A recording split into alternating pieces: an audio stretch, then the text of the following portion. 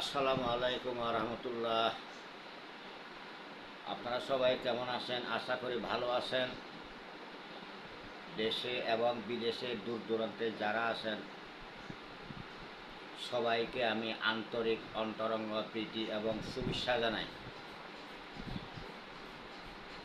আপনারা আমার Facebook, YouTube channel like করবেন, কমেন্ট করবেন, শেয়ার করবেন, সাবস্ক্রাইব করবেন, ফেসবুক ফলো দিবেন। আর কারোর যদি কিছু বলার থাকে সেটা কমেন্ট করে জানাবেন, অথবা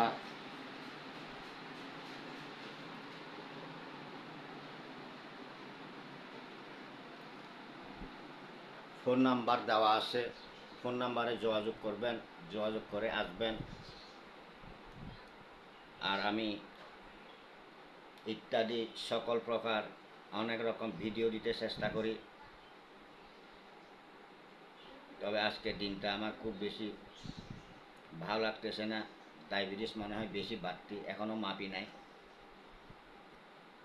তো আমি অসুস্থতার কারণে বাহিরে যাইতে পারতেছি না, বাইর হইতে পারতেছি না। আপনারা আমাকে দোয়া করবেন আমি যেন খুব দ্রুত সুস্থ হই।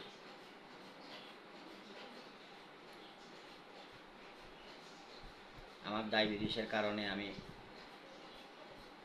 আজকে সারাদিন অসুস্থতা ভোগ করতেছি। গত রাত্রে সারা রাত আমি অসুস্থতা ভোগ করতেছি। তো দোয়া করবেন, আমি দোয়া করি আপনাদের জন্য। আল্লাহ রাব্বুল আলামিন যেন আপনাদের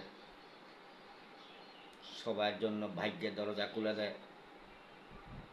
আপনারাও আমাকে দোয়া করবেন, আল্লাহ রাব্বুল আলামিন যেন আমার ভাগ্যের দরজা খুলে দেয়, যেন সুখে থাকি, শান্তিতে থাকি, সুস্থভাবে থাকি।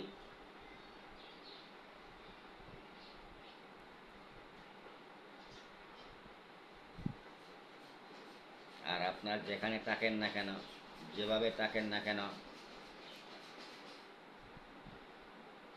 কাউকে সমালোচনা করবেন না, হিংসা করবেন না, নিন্দা করবেন না। হ্যাঁ, সবার কম বেশি সকল নরনারীর, ধনী গরিব সবার কম বেশি শত্রু থাকে। গুপ্ত শত্রু, প্রকাশ্য শত্রু, হিংসাকারী, নিন্দাকারী, সমালোচনাকারী এগুলো থাকে। তবে যারা হিংসা করে তারা কিন্তু এমন সময় আসি যায় ধ্বংসের পথে চলে যায়। আর যারা গরিবকে হিংসা করে আল্লাহ রাব্বুল আলামিন তাদেরকে ধ্বংস করে ফেলে, আজ না হয় কাল, যে কোনো মুহূর্তে। একটা করার টাকা কারো হয় না, একটা বিপদের টাকা কারো হয় না এখনো পৃথিবীতে। কারণ হিংসা, নিন্দা, সমালোচনা এগুলা মানুষকে ধ্বংস করে ফেলে। আপনারা গরিবকে ভালোবাসবেন, গরিবকে সাহায্য সহযোগিতা করতে চেষ্টা করবেন, হিংসা করবেন না। গরিব বলে হিংসা করবেন না। যারা হিংসা করেন তারাই ধ্বংস হয়ে যাবেন। মোমের আগুন যেভাবে মোমকে আস্তে ধীরে ধ্বংস করে ফেলে, খেয়ে ফেলে, ঠিক সেভাবে সেই হিংসাকারী ধ্বংস হয়ে যায়। আগরবাতি যেভাবে আগুনে আস্তে আস্তে খেয়ে ফেলে, ঠিক হিংসাকারীকে ঠিক সেভাবে খেয়ে ফেলে, ধ্বংস হয়ে যায়, শেষ হয়ে যায়। এটাই মনে রাখবেন।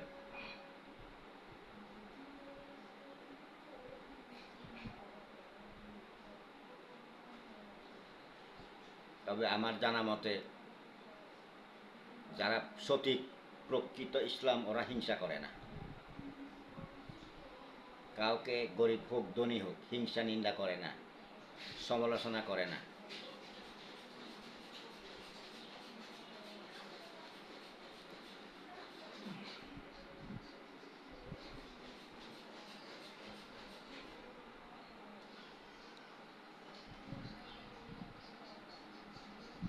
আর যারা বাইক চালান, গাড়ি চালান, আমি প্রতিটি ভিডিওতে বলি আপনারা কারোর সাথে প্রতিযোগিতা করবেন না। প্রতিযোগিতা করা মানে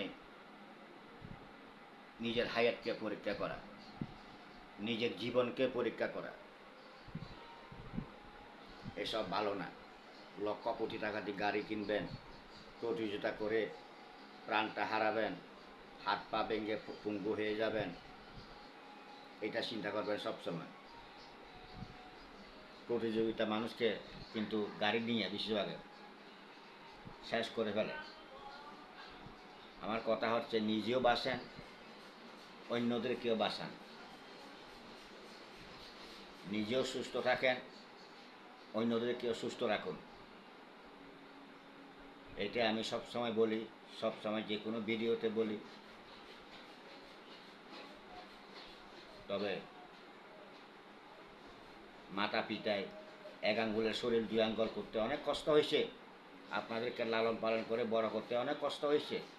আমারও বাল বাচ্চা আছে, আমার বাচ্চাগুলোরা লালন পালন করতে আমার খুব কষ্ট হইতেছে। কেমনে খাওয়াইতেছি, কেমনে চালাইতেছি সেটা আমি জানি, আল্লাহ রাব্বুল আলামিন জানে। তো এই জন্য ঠিক আপনাদের মা বাবারাও আপনাদেরকে বড় করতে, লালন পালন করতে অনেক কষ্ট হয়েছে। আপনারা গাড়ি লক্ষ লক্ষ হারে গাড়ি কিনবেন, প্রতিযোগিতা করবেন না।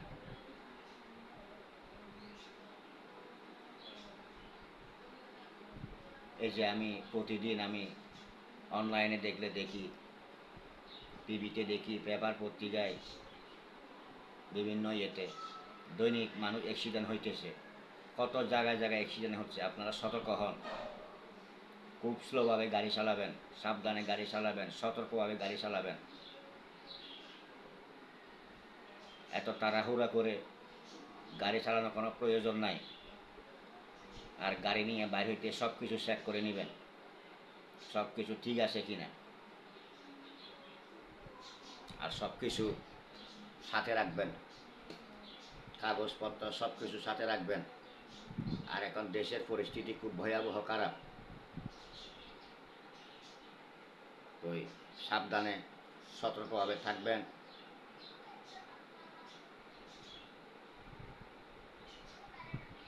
বিনা কারণে বাইর হওয়ার কোনো প্রয়োজন নাই। আর আড্ডা মানুষকে ধ্বংস করে। কারণ এখন যতক্ষণ পর্যন্ত মানবিকের স্বাস্থ্য ভালো থাকবে, এতক্ষণ পর্যন্ত আপনার বন্ধু বান্ধব, আত্মীয় স্বজন আপনার অভাব থাকবে না। এমনও হতে পারে হঠাৎ, একটু আগে বলে গেছি আমি, একটা পড়ার টাকা কারোর হয় নাই, একটা ব্রণের টাকা কারোর হয় নাই, একটা বিপদের টাকা কারোর হয় নাই।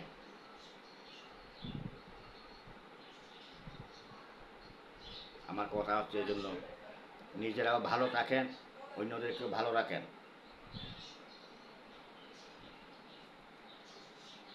আজকে একটা দেখাবো আপনাদেরকে,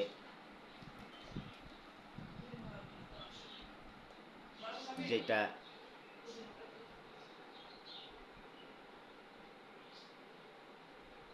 বান তোনা, জাদু চালান, কাটাশিরা করা তৎকালীন এই তাবিজটা তামার পাতে লিখবেন। লেখার পরে সেই তামার পাত্রীটা ২০ মন্ত্র দিয়ে তাবিজটাকে জীবিত করে, ২টা ২০ মন্ত্র দিয়ে তারপরে সেটাকে আগুনে ফেলে দিবেন, আগুনে পুড়বেন। এই দেখেন,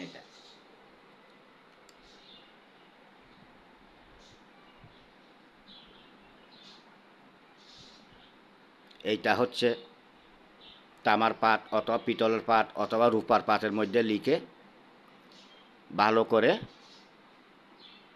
তারপরে ২টা ২০ মন্ত্র দিয়ে এই তাবিজটাকে জীবিত করে আগুনে পুড়ে ফেলবেন। আগুনে যখন পুড়বেন, তাবিজটা যখন পুড়ে লাল হয়ে যাবে, দেখবেন যে তখন যা কিছু বন্ধ থাকবে, কর্মস্থান বন্ধ থাক, আইনতি বন্ধ থাক,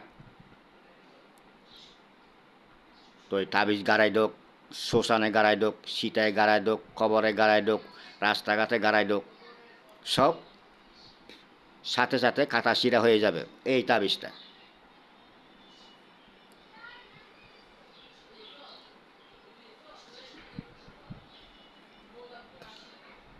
তো এতক্ষণ দেখলেন,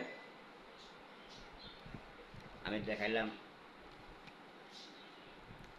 তো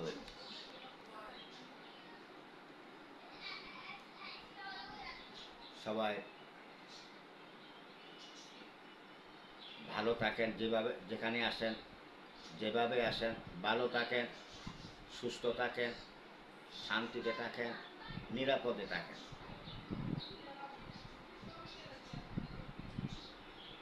আমার পাখিটা মারা যাওয়ার পর থেকে মনে হয় যে কী হারাইছি এরকম লাগে আমার, এরকম লাগতেছে। এখন মনে হয় অন্য আরও যদি আমি কিনে আনি ওই পাখিটার মতো আমি আর পাবো না। ওই যে রং টং দেখাইতো এরকম হয়তো নাও দেখাইতে পারে, এরকম হয়তো নাও হইতে পারে। আরও আছে ষোলো ষোলো পাখিগুলা, বাজিগর পাখি বলে, ওগুলা দিয়ে তেমন আমার ভালো লাগে না। তবে যে পাখিটা আমার সবসময় খাদে থাকতো, আপনারা দেখছেন, সবচাইতে সেইটাই আমার পাখি। আমাকে সারা রাত্রে ঘুমাইতো না, আমি যতক্ষণ রাত্রে জেগে থাকি এরকম জেগে থাকতো। সকালে আমি যখন ঘুম থেকে উঠবো তখন ডাক দিত, গান গাইতো, সারাদিন কোলাহল করতো। আপনারা দেখছেন সবসময় আমার কাঁধে থাকতো, আজকে নাই, আপনারাও দেখতেছেন না। কিন্তু ওর ছবিগুলো দেখলে, ওর যেগুলো স্মৃতিগুলো দেখলে মনে পড়ে।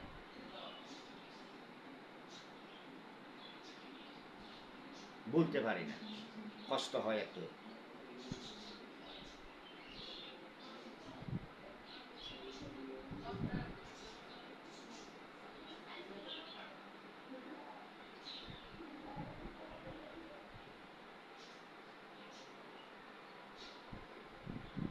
তো আপনারা যে কর্ম করেন না কেন, সেই কর্মটা আপনাদের হয়েছে ভাগ্য মার্গ। তো কষ্ট করবেন, পরিশ্রম করবেন, সেটাই মার্গ।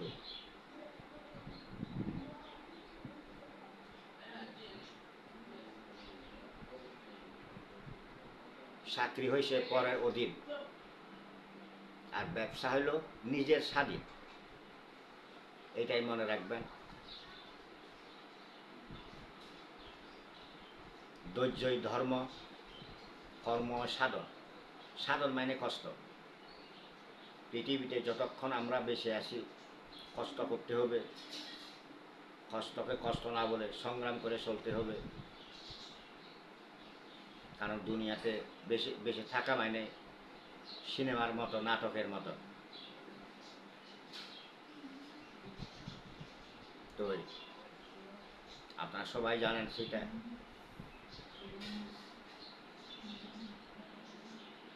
তো এখন কি আর বলবো, আমি আপনাদের সবাইকে আবার দেশে এবং বিদেশে দূর দূরান্তে যারা আসেন, দেশে আসেন, সবাইকে আমি দোয়া করি আপনারা ভালো থাকেন, সুস্থ থাকেন, নিরাপদেই থাকেন। আল্লাহ রাব্বুল আলামিন আপনাদেরকে সুখে রাখুক, শান্তিতে রাখুক, নিরাপদে রাখুক, আপনাদের ভাগ্য দরজা খুলে দাও।